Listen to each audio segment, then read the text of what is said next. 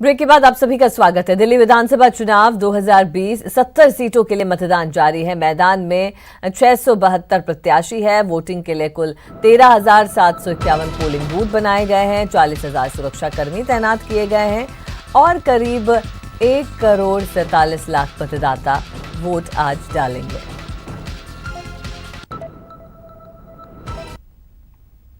तो अलग अलग तस्वीरें जहां दिल्ली में दिग्गजों ने अपने मताधिकार का उपयोग करा। ये तस्वीरें आपके टीवी स्क्रीन पर है, जहां विदेश मंत्री अपना वोट डालने के लिए पहुंचे।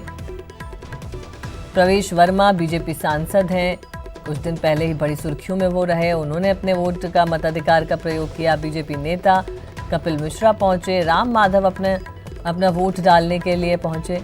तो अलग अलग तस्वीरें दिल्ली के दंगल से मिल रही हैं और तस्वीरें आपके टीवी स्क्रीन पर कुछ देर पहले की हैं, जब अरविंद केजरीवाल वोट डालने के लिए पहुंचे, अपने मत अधिकार का उपयोग करने के लिए पहुंचे। तस्वीरें आपकी टीवी स्क्रीन पर। सुरक्षा के कड़े बंदोबस्त यहां पर किए गए हैं और 8 तारीख यानी आज के दिन वोटिंग होनी है और 11 को नतीजे आएंगे। तो आज पता चलेगा कि दिल्ली के दिल में क्या है, लोग किसे चुनते हैं। आज वो ईवीएम में कैद हो जाएगा और 11 तारीख को वो बड़ा दिन, जिस दिन दिल्ली की सरकार, दिल्ली पे कौन काबिज होता है, ये तस्वीर साफ होगी। तो 70 सीटों के लिए मतदान जारी है। अलग अलग तस्वीरें दिल्ली के दंगल से। तस्वीरें आप देख सकते हैं। अरविंद केजरीवाल पहुंचे हैं वोट डालने के लिए। अलग अलग तमाम जो बड़ी हस्तियां हैं वो भी वोट डालने के लिए पहुंचे हैं। बड़े नेता सभी अपने मताधिकार का प्रयोग करते हुए। सब लोग, कोई भी घर में ना रहे, सब लोग वोट डालने के लिए ज़रूर जाएं और मत का अधिकार इस तरह से करें। आपको अपना घर चलाना होता है, आपके ऊपर घर की जिम्मेदारी है, आपके ऊपर अपने बच्चों के भविष्य की जिम्मेदारी है, देश की, मुल्क की और दिल्ली की तरक्की की जिम्मेदारी भी आप लोगों के ऊपर है। बच्चों का भविष्य आप लोग बनाते हैं, तो अपने घर में पुरुषों के भी बताइएगा, उनको समझाइएगा कि कौन सी पार्टी है जिसको वोट देने से परिवार का भविष्य बनेगा, किसको वोट देने से मुल्क का भविष्य बनेगा, दिल्ली का भविष्य बनेगा। तो सब लोग ज़्यादा से ज़्यादा संख्या में वोट देने जाएं।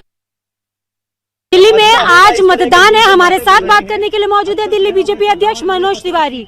मनोज जी, आज वोट करने के लिए लोग जा रहे हैं और आपकी पार्टी किन मुद्दों के साथ आगे चली थी, क्यों वोट देगी बीजेपी को? दिल्ली को खुशहाल बनाने के लिए, दिल्ली को सुरक्षित बनाने के लिए और दिल्ली को जिन लोगों ने, आम आदमी पार्टी ने जो हिंसा और नफरत परोसा है, उसको मिटाने के लिए आज लोग वोट देंगे। लेकिन आम आदमी पार्टी तो बीजेपी पर पोलराइजेशन का आरोप लगा रही है।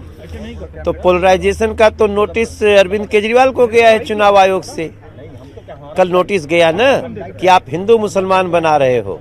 हम तो सबका साथ सबका विकास वाले हैं। हाँ, जिन लोगों ने दिल्ली को बंधक बनाने की कोशिश की है, जिन लोगों ने बसों को जलाने की कोशिश की है, जिन लोगों ने रिहायशी घरों में लोगों के, नागरिकों के घरों में घुसकर तोड़फोड़ करने की कोशिश की है, आज दिल्ली की जनता अपने वोट से उनको सबक सिखाएगी। इस चुनाव में शाहीन बाग एक बड़ा मुद्दा बनकर उछला सर। शाहीन बाग सुरक्षा का मुद्दा है। हम जिंदा ही नहीं रहेंगे तो बाकी कुछ क्या करेंगे? हम बसों में जाते हुए जला दिए जाएंगे तो बाकी सुविधाओं का क्या होगा? हम अपने घर में बैठे हुए हैं, 4,000 5,000 लोग हमारे घर में घुस के मारने लगे।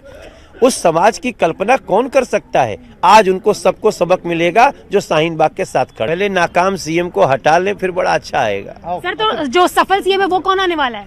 बहुत सुंदर आएगा, बहुत अच्छे विचारों वाला है, बहुत अच्छा आएगा। तो आपने देखा, ये थे हमारे साथ बात करने के लिए दिल्ली बीजेपी अध्यक्ष मनोज तिवारी, जिनका दावा है कि 50 से ज्यादा सीटों पर बीजेपी अपनी जीत दर्ज कराकर दिल्ली में।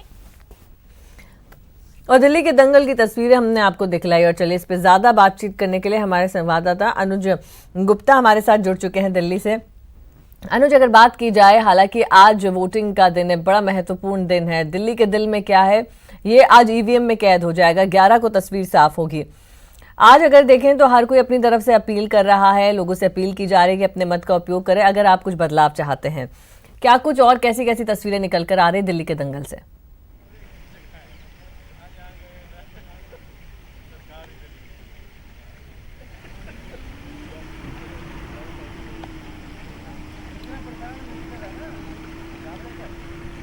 अनुज, आप तक आवाज पहुंच रही है, आप सुन पा रहे हैं? देखिए, आमतौर पर अगर देखा जाए तो शहरी मतदाताओं में वोट करने का जो रुझान होता है वो बहुत कम देखने को मिलता है। लोग बहुत कम संख्या में वोट डालते हैं। लेकिन इस बार कुछ उलट तस्वीर देखने को मिल रही है। लंबी लंबी कतारें बिल्कुल बिल्कुल सुन पा रहे हैं, मैं वही आपको कह रहा था।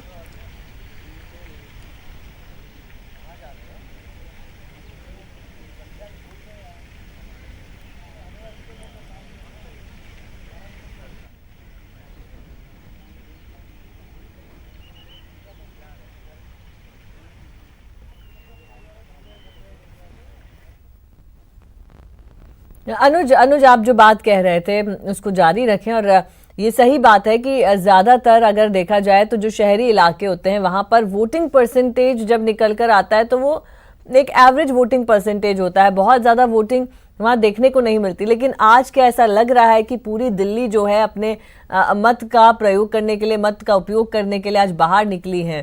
क्या ये बदलाव की बयार देखने को मिल रही है?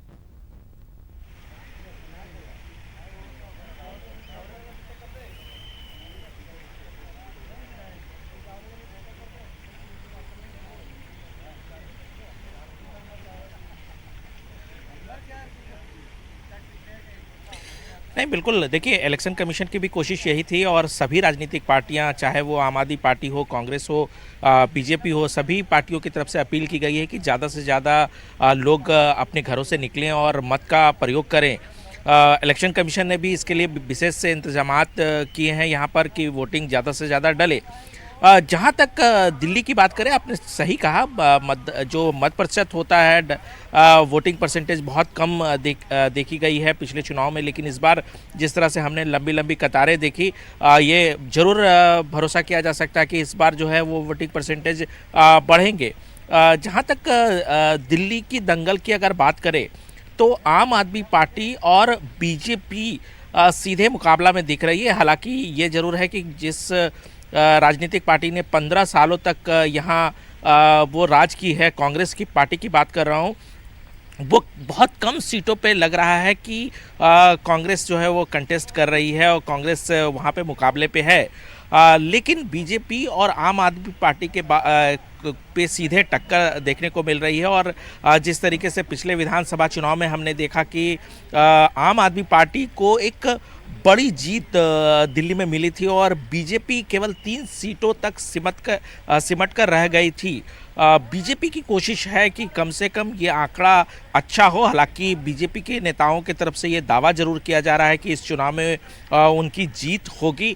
देखना होगा कि किस तरीके से जो चुनाव परिणाम है 11 तारीख को वो आते हैं। क्या आम आदमी पार्टी ने जिस तरीके से सरकार चलाई है 5 सालों में, उनको उनके काम पर वोट मिलता है, या जो बीजेपी ये कह रही है कि ये जो काम केंद्र सरकार की तरफ से की गई है, या फिर जो यहाँ पर पार्षद पे काम किए गए हैं, उनके आधार पर यहाँ पर उनको वोट दी जाएगी। बिल्कुल बिल्कुल अनुज, ये देखना बेहद दिलचस्प होगा, क्योंकि हाल ही की अगर बात करें तो कई ऐसे मसले सामने आए, कई ऐसे ज्वलंत मसले सामने आए। क्या उनका इस वोटिंग पर, या कहें कि दिल्ली के दंगल पर क्या कुछ असर पड़ता है, असर पड़ेगा भी, किस तरह से जनता उसका रिएक्शन देगी, वो आज ईवीएम में कैद होगा। और उसके बाद 11 तारीख को जो तस्वीर है वो साफ होगी कि किसको सिरमौर बनाया है दिल्ली ने। बहुत शुक्रिया अनुज आपका हमसे बातचीत करने के लिए।